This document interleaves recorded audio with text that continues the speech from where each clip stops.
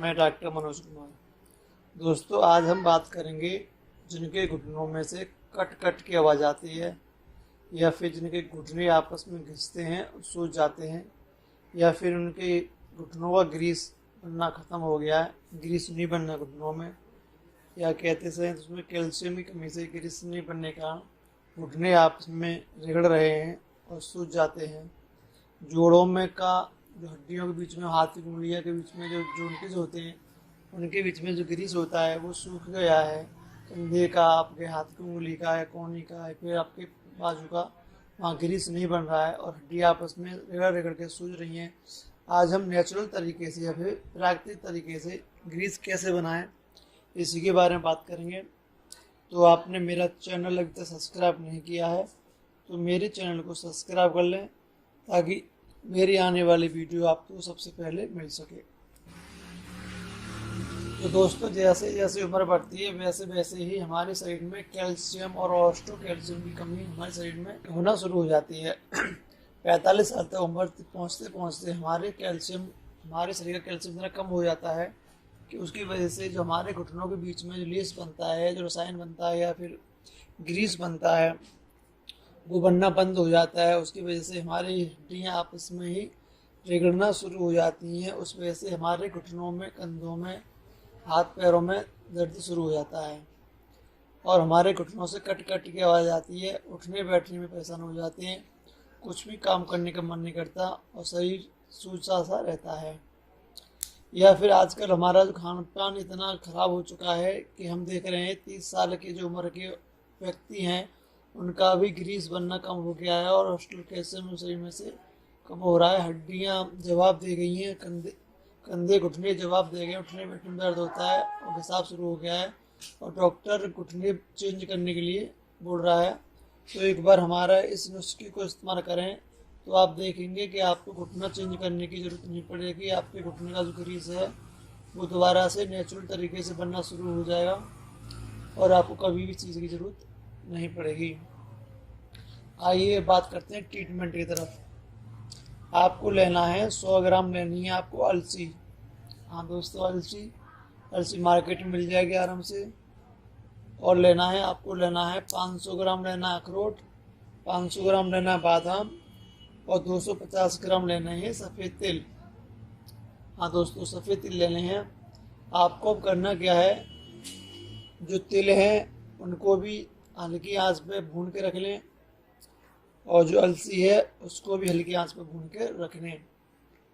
और वो करना क्या है, आपको अगर आप वो बादाम या अखरोट गर्मी करते हैं तो बादाम और अखरोट को रात को पानी में फुला दें, सुबह पीस लें। या फिर आपको गर्मी नहीं करती, आप इस नुस्खे को जाड़े में इस्तेमाल कर रहे हैं, तो आप एक काम करें, सभी बादामों को और भुनी हुई अलसी और भुने हुए तिल को मिक्सी में डालकर पीस लें।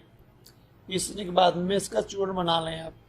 अब आपको वो करना क्या है, 1 गिलास दूध लेना है और 1 गिलास दूध में ये चूर्ण डाल के आपको सुबह शाम 2-2 चम्मच लेना है। आपको 2 चम्मच सवेरे, 2 चम्मच शाम में।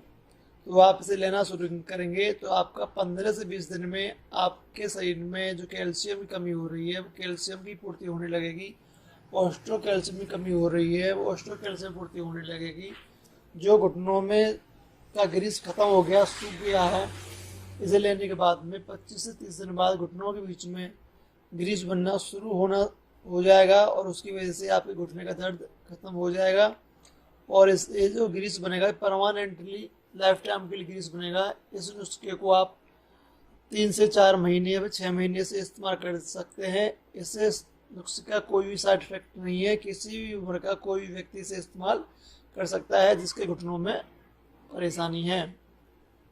आइए अब बात करते हैं, जो तो हो गया खान पीने के लिए। और आपको एक काढ़ा बनाना है। आपको काढ़े में आपको लेना है हाड़ सिंगार, जो होता है हाड़ सिंगार का पेड़ आता है या फिर पारिजात भी उसे कहते हैं, पारिजात या हाड़ सिंगार कहते हैं। तो हाड़ सिंगार के 5 से 7 पत्ते लेने हैं और आपको उसमें लेना है 3 से 4 बार काली मिर्च डालनी है उसमें, और थोड़े से तुलसी के पत्ते डालने हैं और हल्का सौंठ या अदरक मिल जाए तो वो डालना है। ये सब डालकर कूट कर 1 गिलास पानी में उबालने के रख दें और पानी जब तक उबालना है जब तक आधा गिलास ना रह जाए। ये काढ़ा आपको सुबह शाम पीना है। तो ये लगातार पिएंगे तो आपका 5 से 7 दिन में घुटनों का दर्द बिल्कुल गायब हो जाएगा, परमानेंटली आप सही हो जाएंगे। आपको घुटने चेंज कराने की कोई भी ज़रूरत नहीं पड़ेगी। अब आइए बात करते हैं तेल की तरफ।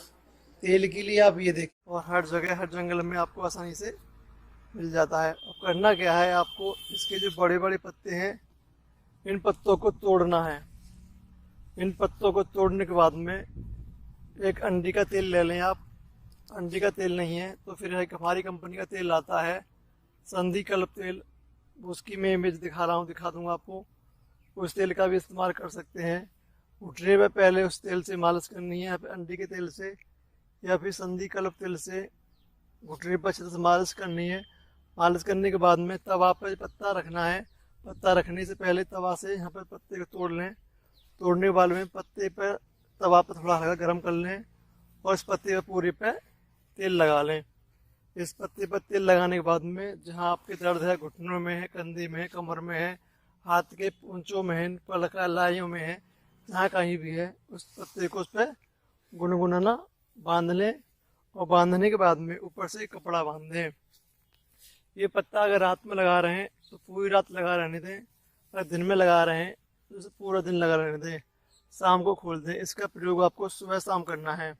सुबह शाम करने के बाद में आप देखेंगे आपका 5 से 7 दिन में ही आपके जो घुटनों की सूजन है, कंधे की सूजन है, कमर की सूजन है, हाथ पैरों में कहीं भी सूजन है, वो सूजन आपकी पटक गई होगी बिल्कुल।